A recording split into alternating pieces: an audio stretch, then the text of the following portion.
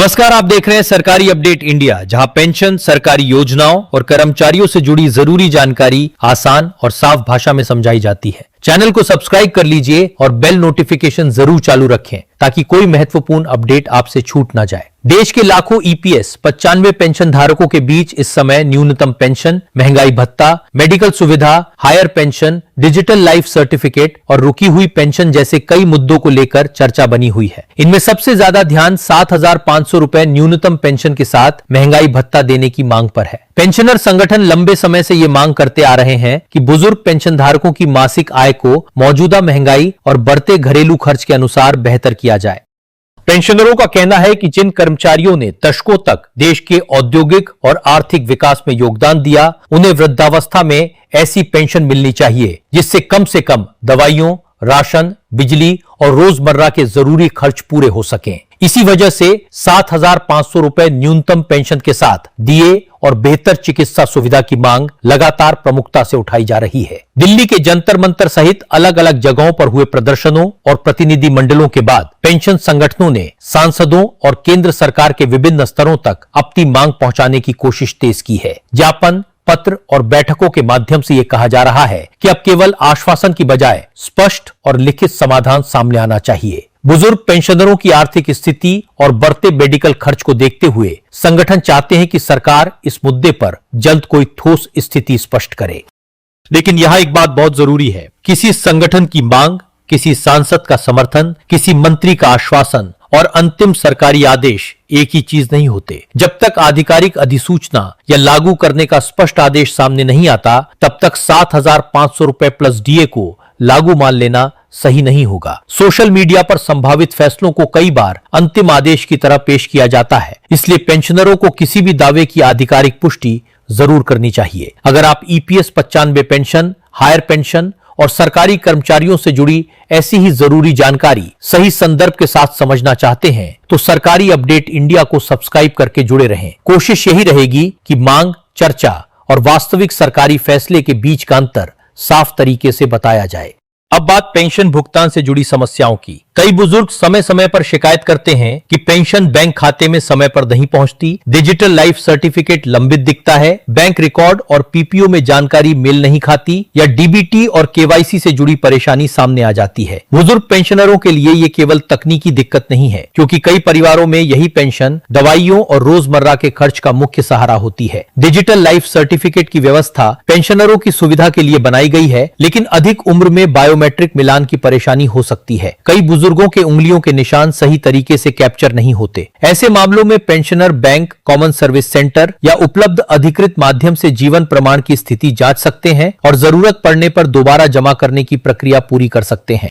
यदि आपकी पेंशन रुकी हुई है तो सबसे पहले बैंक खाते की स्थिति जांचें। यह देखें कि खाता सक्रिय है या नहीं, बैंक में दर्ज नाम और जरूरी विवरण सही है या नहीं और डीबीटी से संबंधित कोई समस्या तो नहीं है। इसके बाद पीपीओ और जीवन प्रमाण से जुड़े रिकॉर्ड की जांच करें। यदि समस्या बनी रहती है तो संबंधित आधिकारिक शिकायत माध्यम पर अपनी शिकायत दर्ज करना बेहतर रहेगा। साथ ही bank OTP, ATM pin, password या अन्य गोपनीय जानकारी किसी भी अनजान व्यक्ति को न दे। पेंशन चालू करवाने, राशि बढ़ाने या हायर पेंशन जल्दी दिलाने के नाम पर होने वाली धोखाधड़ी से सावधान रहना जरूरी है। अब हायर पेंशन की बात करें तो ये मामला भी बड़ी संख्या में कर्मचारियों और पेंशनरों के लिए महत्वपूर्ण बना हुआ है। पात्र कर्मचारियों के मामलों में पुराने वेतन रिकॉर्ड, नियोक्ता सत्यापन, संयुक्त विकल्प, अतिरिक्त योगदान और संशोधित पीपीओ जैसी प्रक्रियाओं के कारण समय लग सकता है। कुछ आवेदकों को अतिरिक्त राशि जमा करने के निर्देश मिल सकते हैं, जबकि कुछ मामलों में दस्तावेज या रिकॉर्ड सत्यापन लंबित रह सकता है।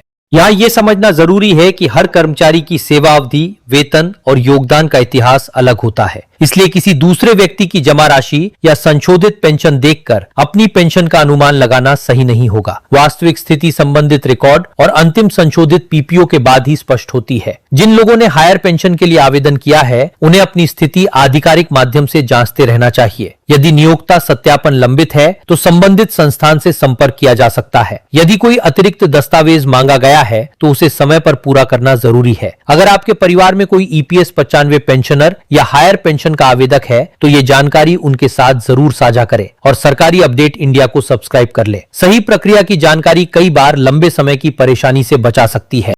अब पेंशन फंड को लेकर होने वाली बहस की बात करते हैं। पेंशनर संगठनों का कहना है कि बुजुर्गों की न्यूनतम आर्थिक सुरक्षा बढ़ाना जरूरी है, जबकि किसी भी बड़ी पेंशन वृद्धि के लिए दीर्घकालिक वित्तीय जिम्मेदारी का आकलन भी करना पड़ता है। ईपीएफओ के निवेश और अलग अलग फंड से संबंधित आंकड़े सोशल मीडिया पर लगातार साझा किए जाते हैं, लेकिन ईपीएफ, ईपीएस और निवेश से होने वाले लाभ को पूरी तरह एक ही वित्तीय व्यवस्था मान लेना सही नहीं है। इसके बावजूद पेंशनरों की मूल मांग गंभीर है। बढ़ती महंगाई में बहुत कम मासिक पेंशन पर जीवन चलाना मुश्किल होता है। इसी वजह से संगठन केवल पेंशन बढ़ाने की नहीं, बल्कि उसे महंगाई से जोड़ने की मांग भी कर रहे हैं, ताकि भविष्य में कीमतें बढ़ने पर पेंशन की वास्तविक क्रय शक्ति बहुत ज्यादा कम न हो।